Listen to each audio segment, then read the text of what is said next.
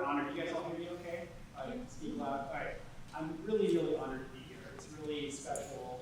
PMP Pals is an incredibly special organization. I remember, I think the first time that I was involved or asked to speak was in Monterey. I think it was in 2014. Yep. Something like that. Yeah. So, and then, yeah, I mean, I've known Adele since I was a surgical oncology fellow, and Yes. He visited me every day during my surgery. He was doing his fellowship at UPMC at the time. Yeah. So it's a really special organization, and I love being able to tell patients about PMP Pals. It's just it's a phenomenal resource, and it's been really great. And I'm really honored to speak to this group. It's a special treat. It's very different than any other talks that I get to give, and it's just I really enjoy speaking to this group. Yeah, I definitely do not need until 3 o'clock, so you guys do not need to hear me talk for 45 minutes. But I'm happy, I'll leave plenty of time for questions. We do questions after each talk or at the very end. We are flexible, Okay. So if you have a question and you Yeah, want to feel field free. it, or we can Yeah. field it after, and then we'll have time at the end for questions from all of the speakers. Perfect. Well, and if anyone has questions during as well, that's totally fine. Shout out, raise your hand. So let me try the clicker, see if it works. It's not good. Okay, well then I'll just put it in. All right, so I was asked to talk about recovery after HIPEC, which many in this room have personally experienced or have a loved one who's personally experienced. Some of you personally experienced this more than once, so you should be giving this talk more than me as just an advisor of seeing patients go through this. But yeah, I'll talk about recovery after HIPEC. I have no relevant disclosures for this talk. Really, the talk is just kind of divided up into two main topics. I'm going to talk about enhanced recovery after surgery, which is traditionally been outside of the cytoreduction HIPEC procedures, but now there's a lot of efforts to enroll those pathways and post-operative pathways into cytoreduction HIPEC. And then I'm also going to talk a little bit at the end about a clinical trial that we did with one very, very small component of recovery after surgery. And then, like I said, all right, so this is a not really a screenshot, but it's a graph that we like to show and brag about at our own institution, and it's on our UCSD's HIPEC page. We proudly show this, and we are very proud of this. I mean, this is our complication rate. We actually update this about every 6 months with kind of our newest patients, and it's good. I mean, obviously, if you're any of the patients that happen to have any of these complications, it's not good for you, of course, but the rates are overall pretty low. Complications after HIPEC have gone down over the years, and that's just due to better techniques, better patient selection, better post-operative care, and so that's great. The problem is we don't always show these things, right?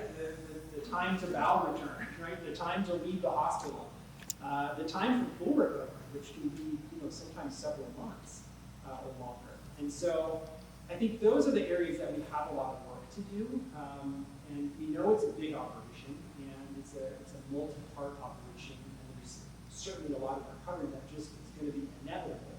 But there's a lot of things that we do after the surgery or during the surgery that that I think we might be able to do a better job of. Whether it be a Foley catheter, how long do we leave that in? Whether it be a nasogastric tube. I mean, you guys have had nasogastric tubes, probably the majority of the room at one point. Pretty miserable.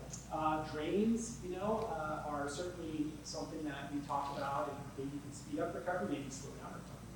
And then, how long we keep patients from eating. There's many, many other factors that I think, are opportunities to enhance recovery. And so there's been a lot of efforts. There's been a lot of efforts over the years.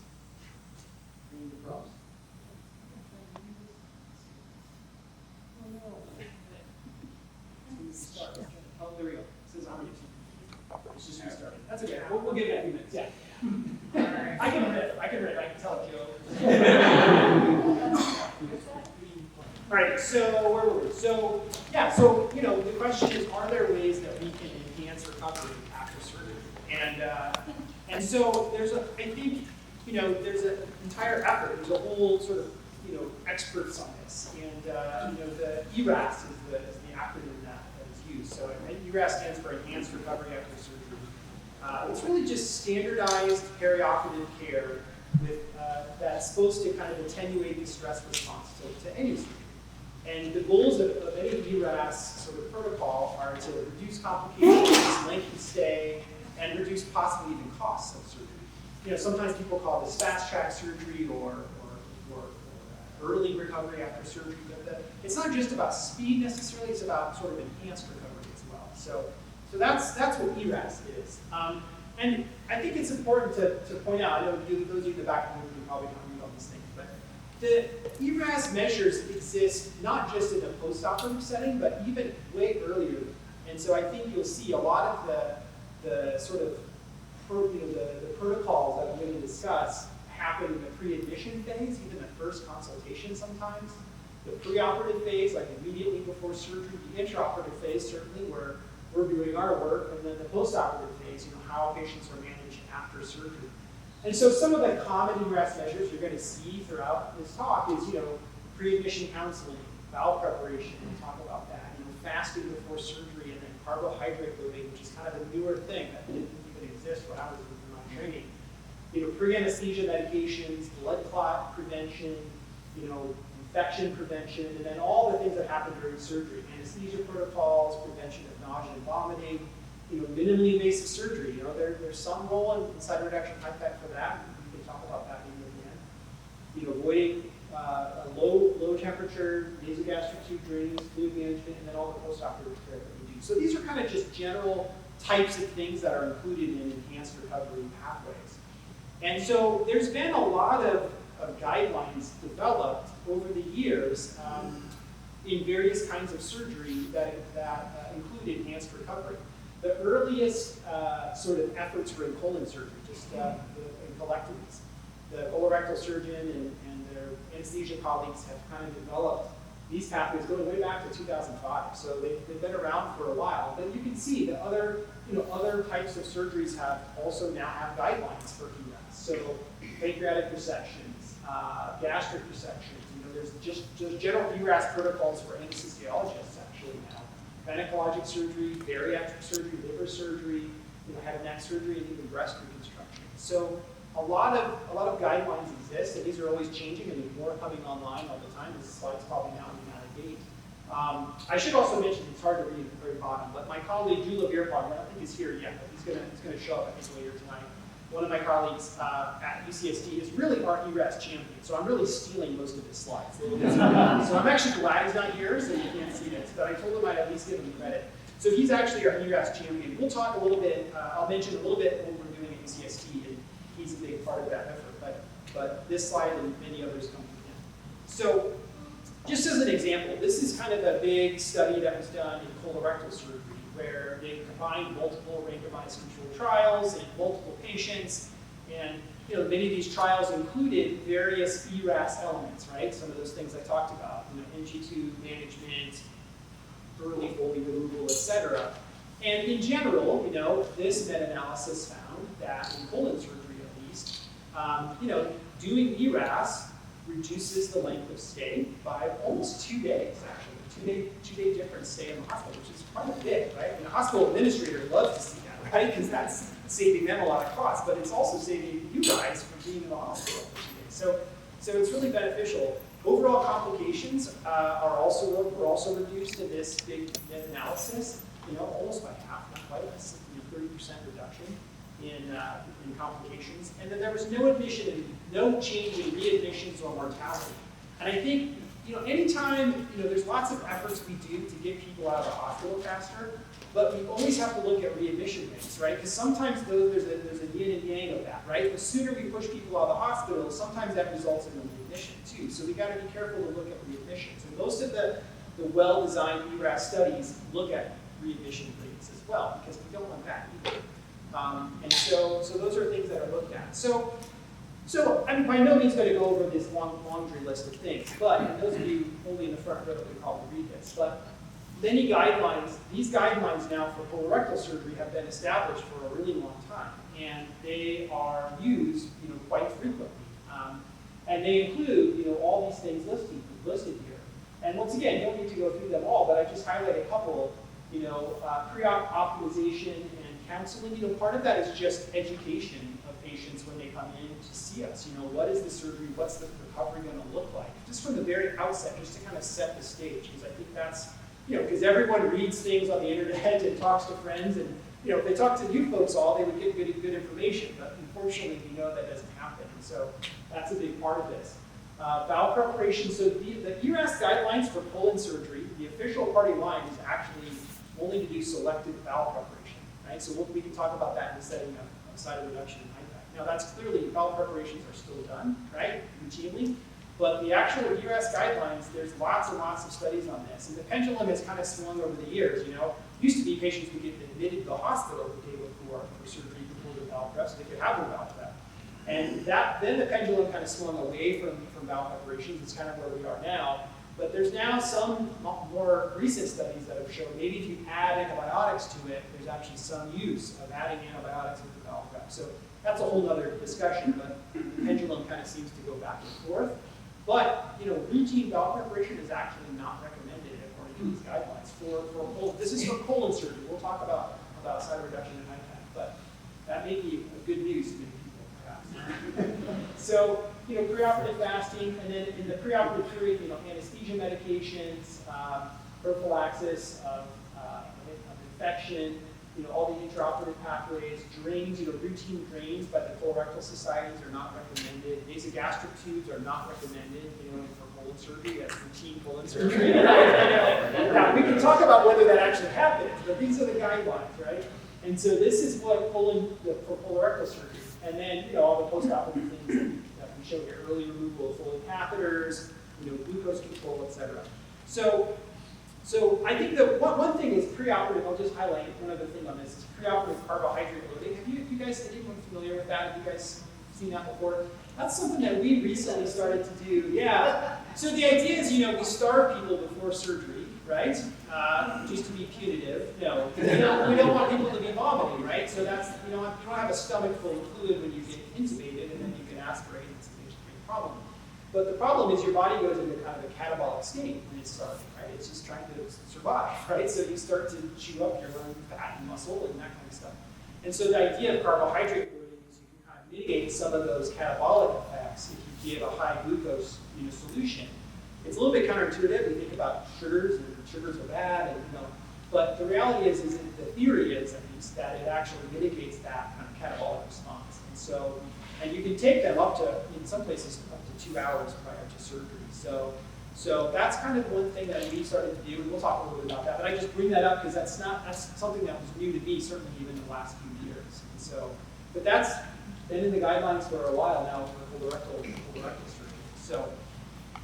But I think it's important to point out, I'm not going to have any boring pictures, by the way, in my talk. This is as boring as it gets, right? So no, but I think it's important to remember, the guidelines I just showed were all for colon surgery, right? We know a laparoscopic right colectomy is very different than a cider reduction in HIPEC, right? A 2-hour laparoscopic surgery that has maybe a 3 or 4 day stay in the hospital is very different than what we do. And I think that's the challenge, right? That's the challenge with enhanced recovery after cider reduction in HIPEC. And so, and I think one study that highlights this is, we were part of this, and many other groups across the country were part of this collaborative kind of registry type study. And this study looked at about a little over 2,000 cider reduction and HIPEC procedures at 12 different institutions, just to look at how patients were managed after surgery. And no surprise, perhaps, it's very different, right? If you get your HIPEC done at one institution, it's going to end, your recovery may look very different. The kinds of things that are done are going to be different at different institutions. And they found a wide range of practices. They also found a pretty wide range of complications and readmission rates. And the point of this was not to kind of, find out what's the best institution. The point was to try to look at this variability. And so, once again, I'll kind of take through these if you can't read them. So these are just a list of the different types of intraoperative and postoperative practices, during and after cytoreductive surgery and HIPEC at various institutions. So, for example, the first line is drains. The median drain across all institutions is 1, but the range is 0 to 3. And for example, you can go down the list. Prophylactic preventative chest tube. 18% across the board, but the range is 0% at some institutions to 50% at other institutions, right? So there's a wide variability here. And then post-operative, nasogastric tube, duration 3 days on average, but some institutions the average was actually up to 6 days. Some were 0. They probably didn't even use them. And so, there's a lot of variability.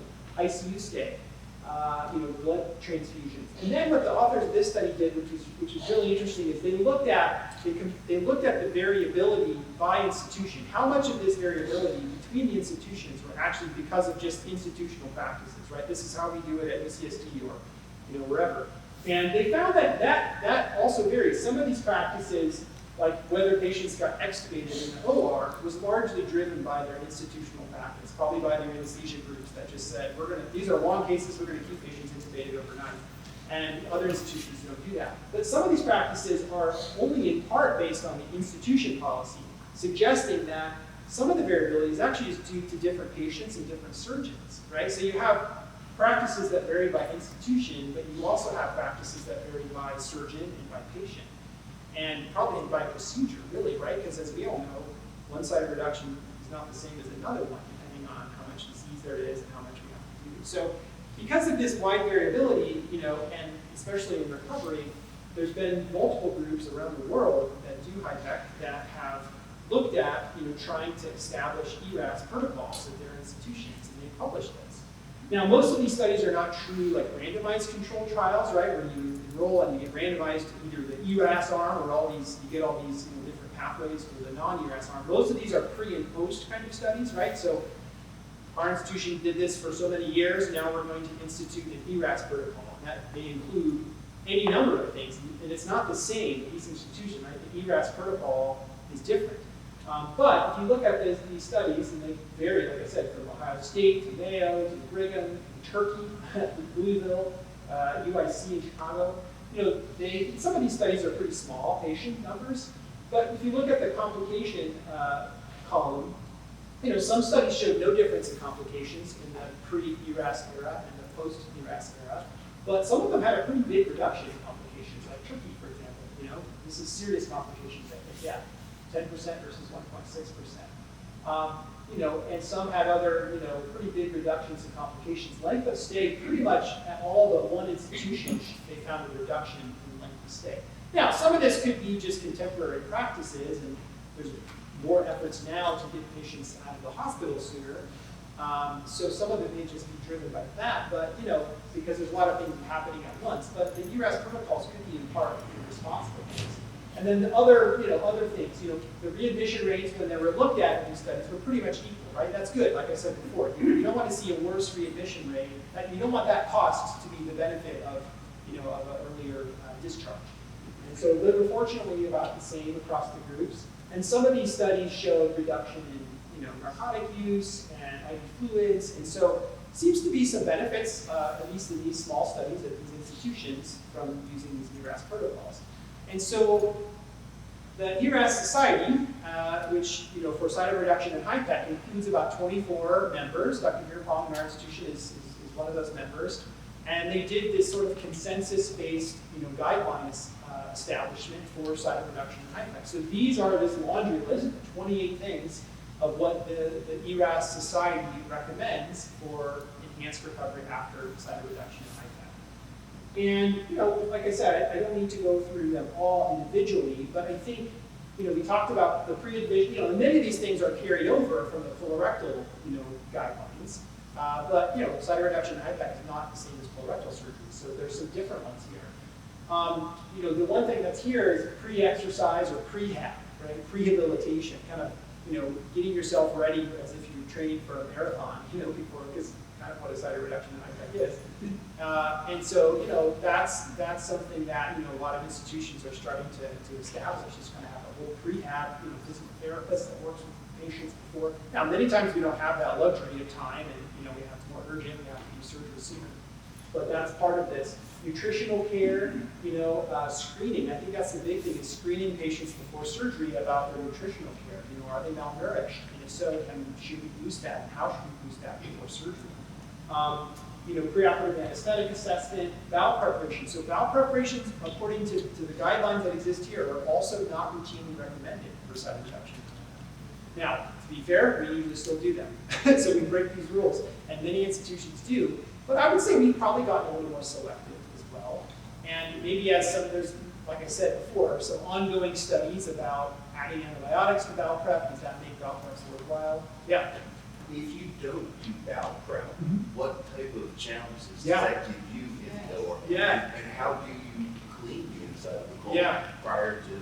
Yeah, I mean, that's always the argument about the bowel prep. Is like we're dealing, if we have to do a colon resection and it's full of stool, that's generally just logic is not a good thing, right? But it turns out, most of the time, and as a surgeon, I like it. If someone is bowel prep, it's nice. It's easier to operate on the colon, and I worry a little bit less about putting the colon back together.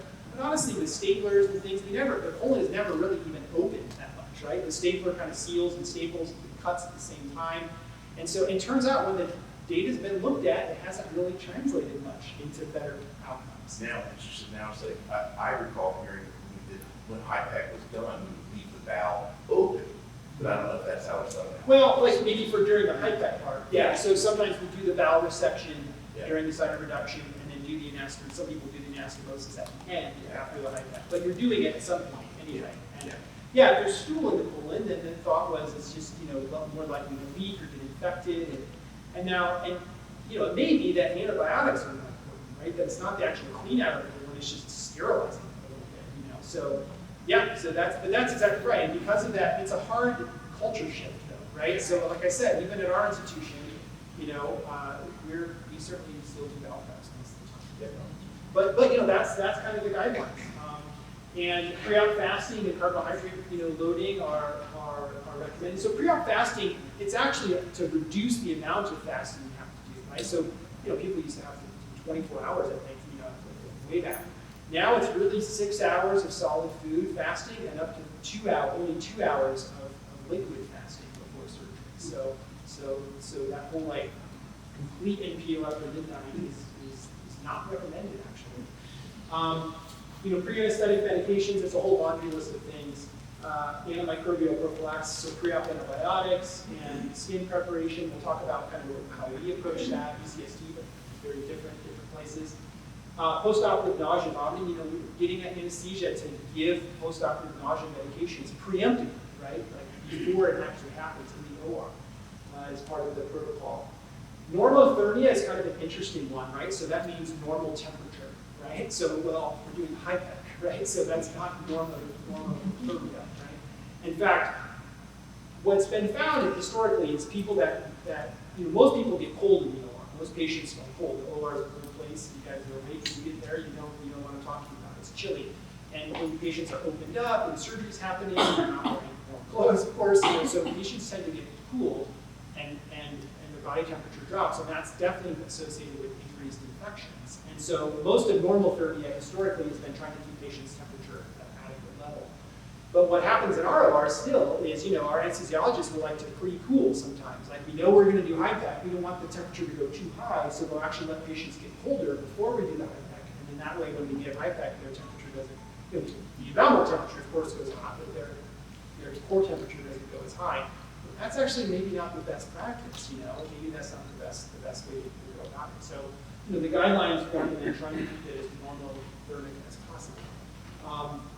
Glucose management, also trying to keep people's glucose in that narrow range that we like to see.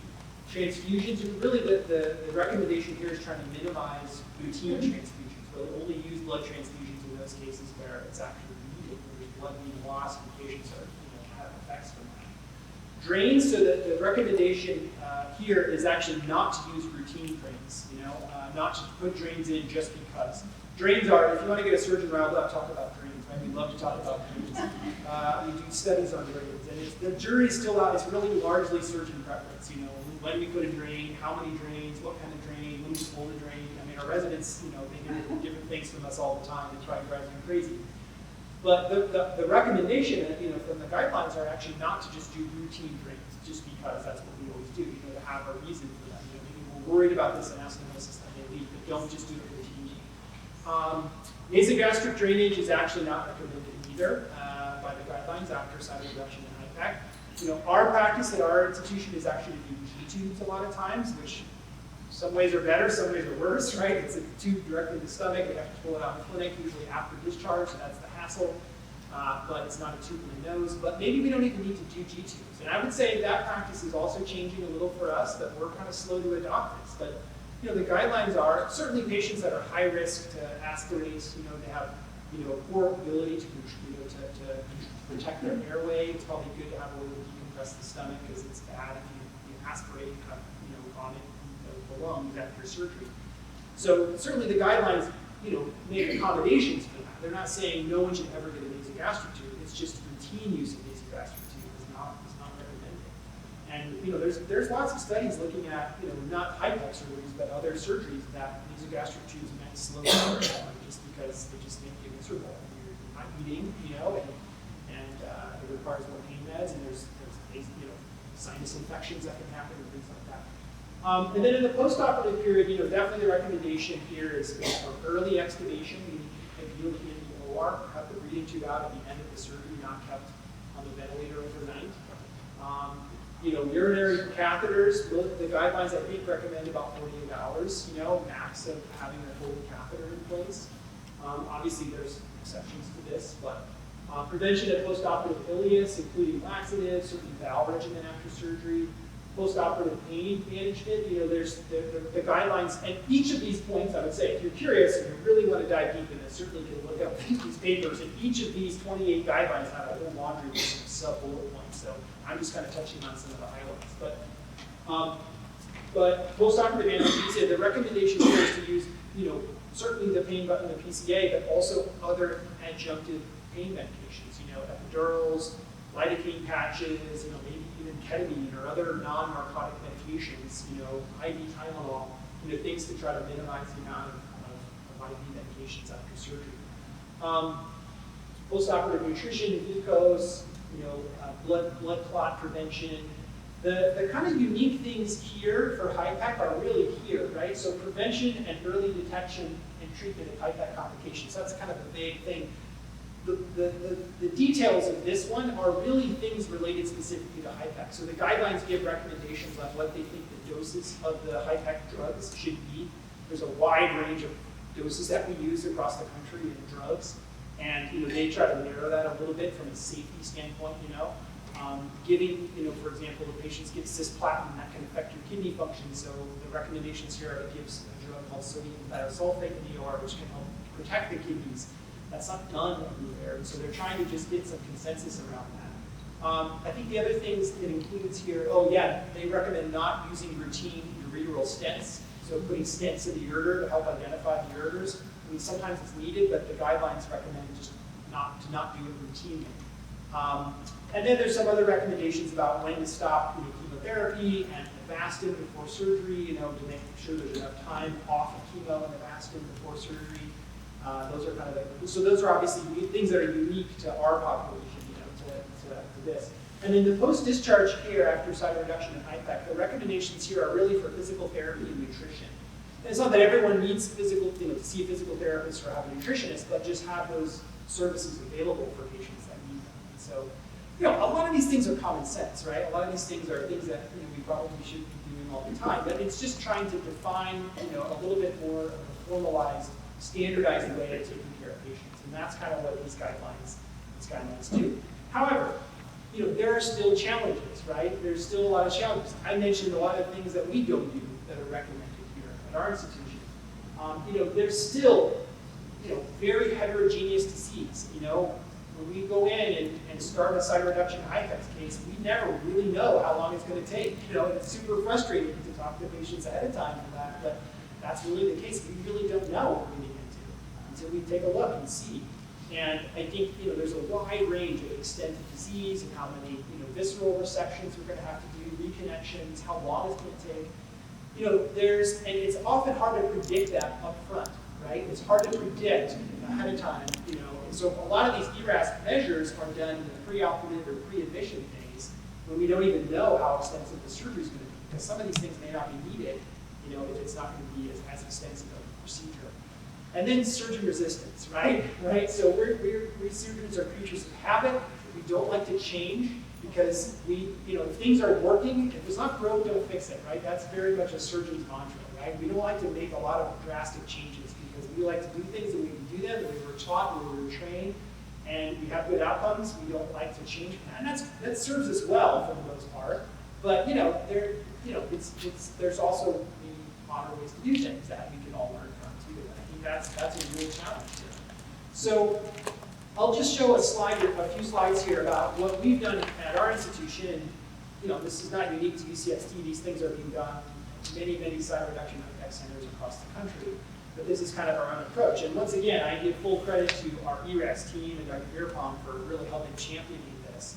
So I think the key is to have a kind of a main champion of this. And it's a nurse at our institution that kind of really is the ERAS champion.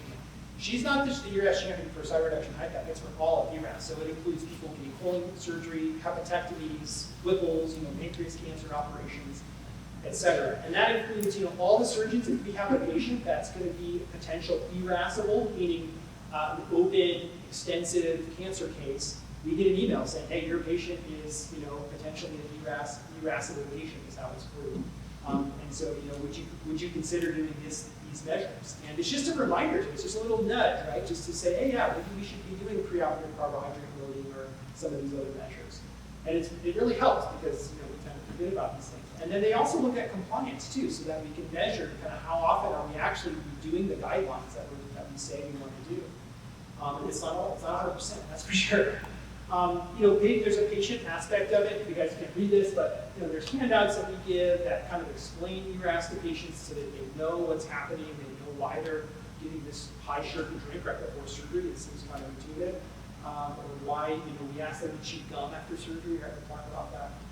Just trying to set expectations for patients after surgery, and I think that's super important. And it's most of that education is not done by us as a surgeon. It's done by our nurses in our clinics, and we have ERAS nurses that can help with this too. Malnutrition screen is a big one. Just asking people if they've lost weight, what period of time they've lost the weight, was it intentional or not. Some people lose a lot of weight intentionally. That's good for them, but we need to know that at the time. And if not, if it's a lot of weight loss, we need to get that into our nutritional counselors and dietitians and try to boost that. And sometimes that requires IV nutrition or TPN if it's like a real significant, predominant portion of their weight that they've lost. Obviously we all use electronic medical records now. So some of these order sets, there's an ERAS order set at our institution that many institutions have, and it makes it a little easier to try to implement some of this because there's flags that can come up. You can track if things are being done, what things are being ordered. The old paper handwritten orders, the days are over for good, which is a good thing. And it's way easier to do this now with electronic medical record. And then pre-op carbohydrate loading, we certainly do. We use these two Ensure pre-surgery drinks, kind of 8 to 12 hours before, and then another one just a few hours before anesthesia. We do make exceptions for patients that have significant diabetes, of course, because we don't want them to be hyperglycemic right before surgery. So type 1 diabetics and then significant type 2 diabetics who have an A1C over 7 is our cutoff. We won't do this for. But even someone has type 2 diabetes that's diet controlled, we would still recommend the sugar drinks before surgery for those reasons I mentioned earlier. And then kind of the day of surgery, we do a lot more, we call it nose to toes, triple antisepsis. So, we used to just be the surgical prep, right? We do the surgical prep in the OR, the yellow, betadine solution, which we still use sometimes, but now we do a nasal swab and we do a swab for MRSA, but we also do a nasal prep to clean out, the MRSA that any of us can have in our nose and not know it and bring it into the hospital with us. We use chlorhexidine oral rinses and toothbrushing, before surgery as well, because a lot of the, which I'm sure doesn't taste very good. I've never done it. No, that's not true. I think I did chlorhexidine once to my dentist, so it's not very good, but it's useful. But just to kind of clean out the oral airway and oral areas where there can also be a lot of resistant bugs sometimes that can be brought to the hospital. Skin wipes are done, and then obviously the surgical prep is done. And then anesthesia, we try to use a lot more regional anesthesia, a lot more epidurals, blocks, and mostly for abdominal surgeries is epidurals. Try to maintain normothermia as much as we can. Try not to pre-cool as much as we can. I think the cutoff is like 35 degrees centigrade. We try to keep patients at least above that, which is still pretty cool.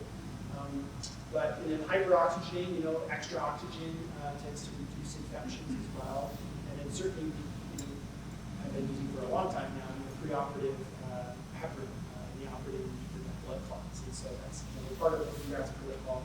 And then closing protocols, we've switched, and it's been a big culture shift that there's a whole closing tray now. We're doing the operation, we're in the bowels and connecting things and HIPEC and all this stuff, and then at the end of the case, we change our gloves and have a whole closing tray that we use with fresh instruments, clean instruments to close the skin because we don't want to contaminate the skin. It seems silly, and I think a lot of us go like, this is stupid, like this doesn't really do anything, but we're still collecting the data, so who knows, the difference, but it seems to be different, and that's kind of one of the things that we've done.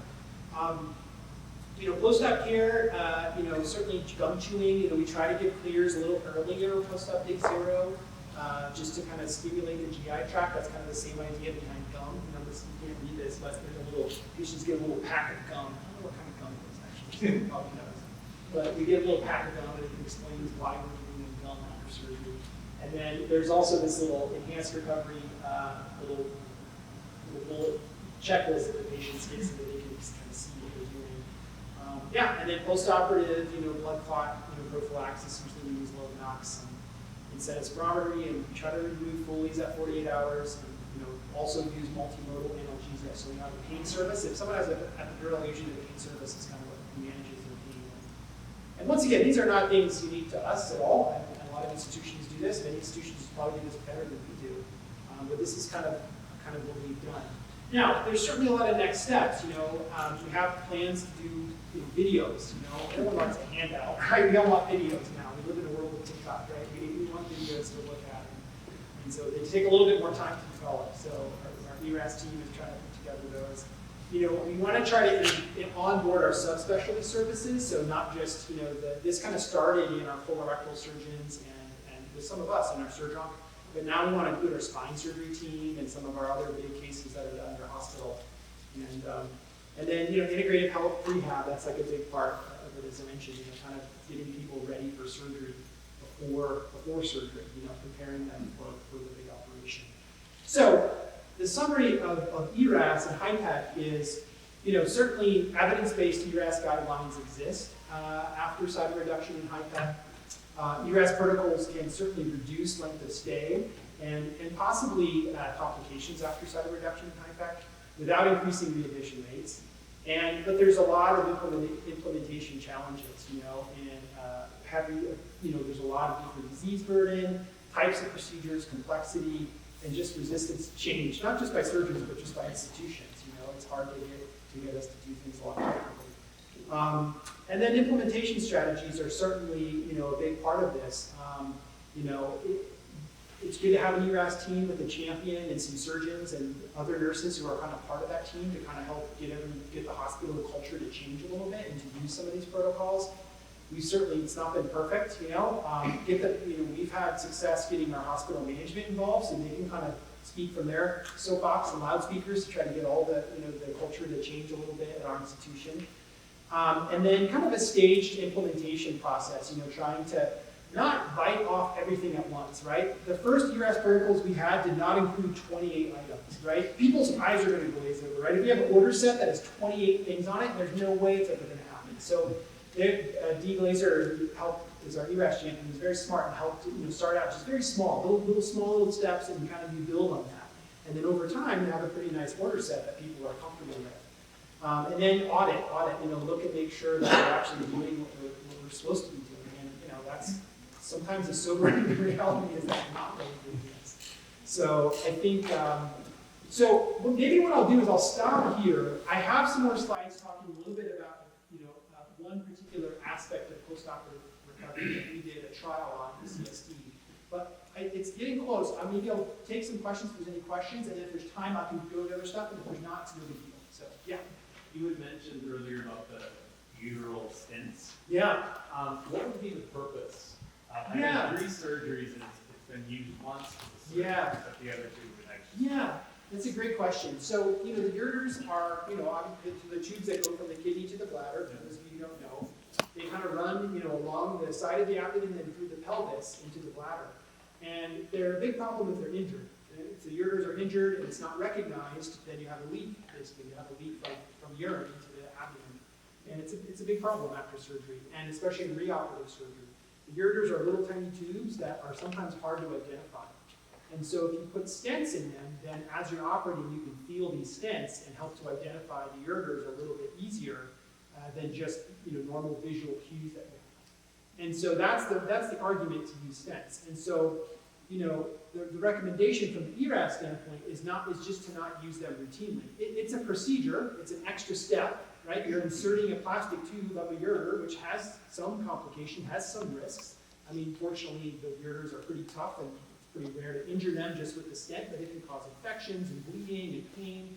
And so, if you're using them and you don't need to use them, then perhaps it's better. So, I would say our practice is we don't generally use them routinely, but if someone has had a lot of pelvic surgery before and they have a lot of their tumor burden is now in the pelvis, that might be a case where you want to do the stents, because the ureters may not be in the normal location, they may be scarred and hard to find, and we don't want to injure them, but not to use them routinely.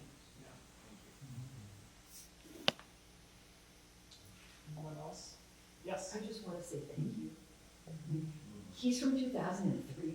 Yeah. And the outcomes, It's changed a lot. the Yeah. time out of the hospital, all of these things Yeah. are so much better than they were then. And it's just so hopeful to hear things not only be as good as they are now, but all of the dedicated effort system-wide to make it even better. So thank you.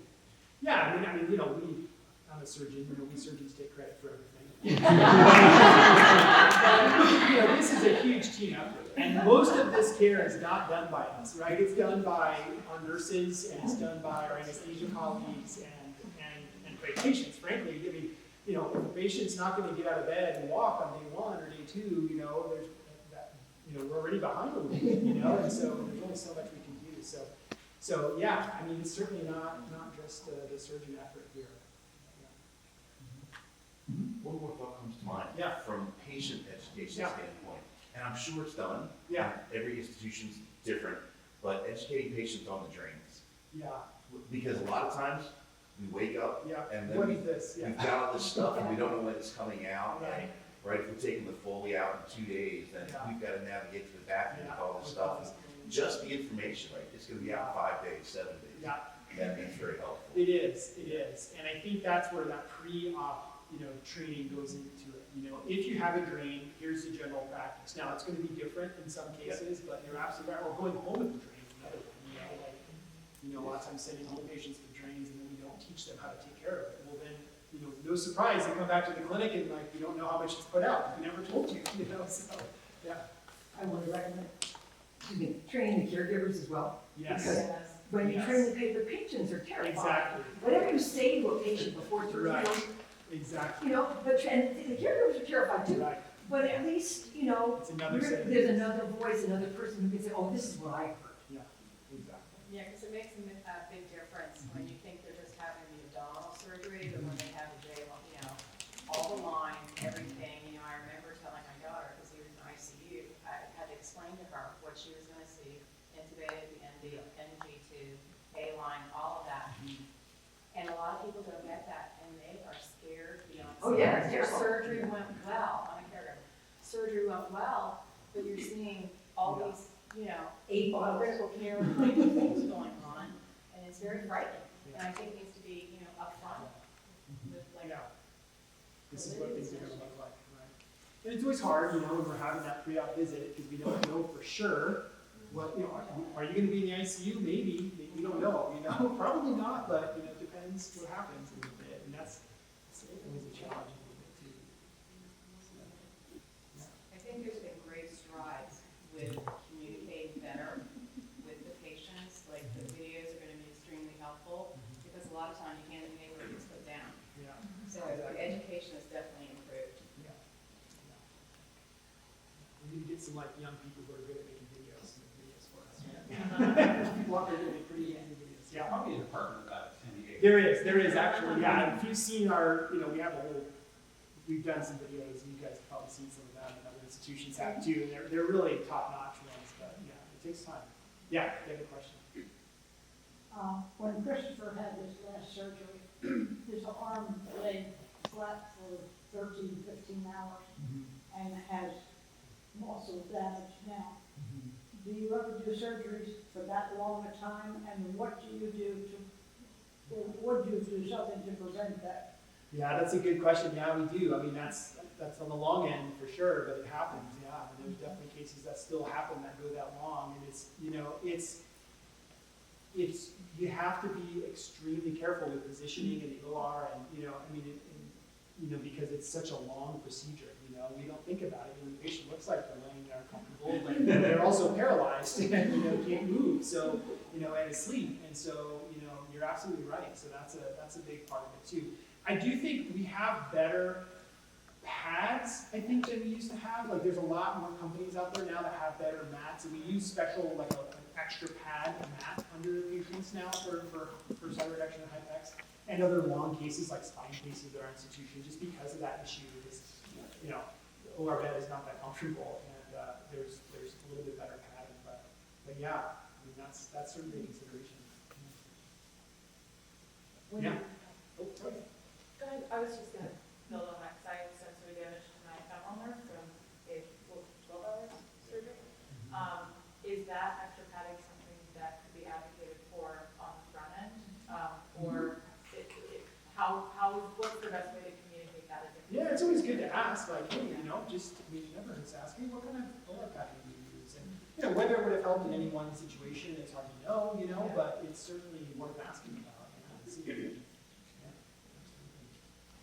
know, When you're trying to measure outcomes after surgery, what's your endpoint for that? How far are you measuring? Yeah, I mean, most of these things, I mean, the low-hanging fruit are easy to study. Things like length of stay, complications, you know, we already track all that stuff anyway. So that's easy to measure, and that's kind of what most of these studies measure because they're easy to do. But you probably asking because there's other outcomes that matter too, like quality of life, right? Like, you know, full recovery at home. You know, it's one thing to leave the hospital in 6 days, it's another thing to like fully recover from the surgery. How long does that take? And those are harder to measure, right? Quality, there's lots of surveys about quality of life, and you know, Ed Levine at Wake Forest has done a lot of research in quality of life studies, and other groups have, and so there's efforts, but yeah, but you know, true recovery where there's like, you know, full recovery is harder to measure, and I think that's why you don't see that a lot, and that's important. More important probably when you leave the hospital, right? We as, you know, hospital administrators want to know when you leave the hospital, but you know, we all want to know when you're going to get better, you know, when you're going to be back to normal. Yeah. One of the most annoying things in my surgery was looking at a board right in front of me that had goals for the day. I'm assuming everybody had that.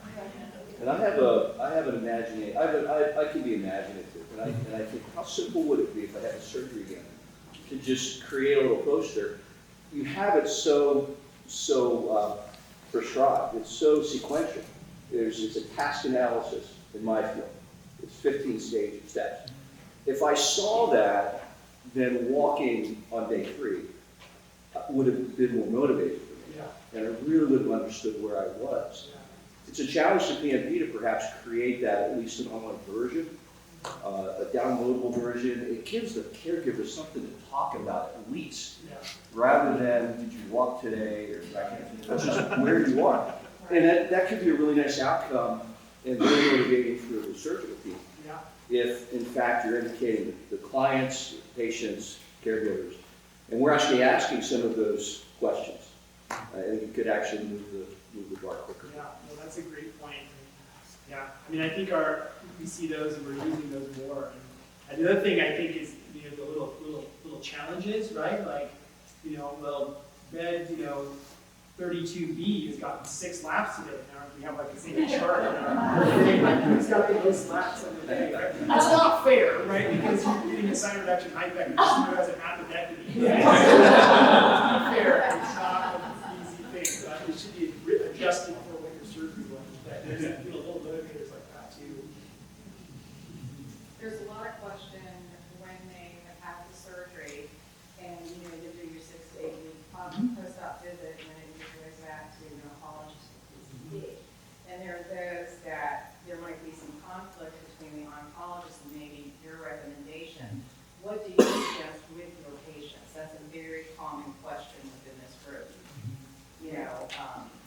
Who should they follow up, who should they not, you know? I want your perspective on it. Yeah, it depends. Part of it is there's logistics behind a lot of that too, right? So that's part of it is, like many of you have traveled very far to have your surgery wherever you had it done.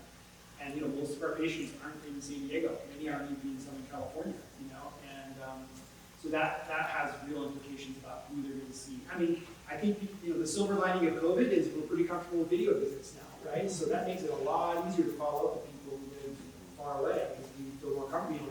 They've always existed, we just never used them before, but now we're pretty comfortable. So that helps.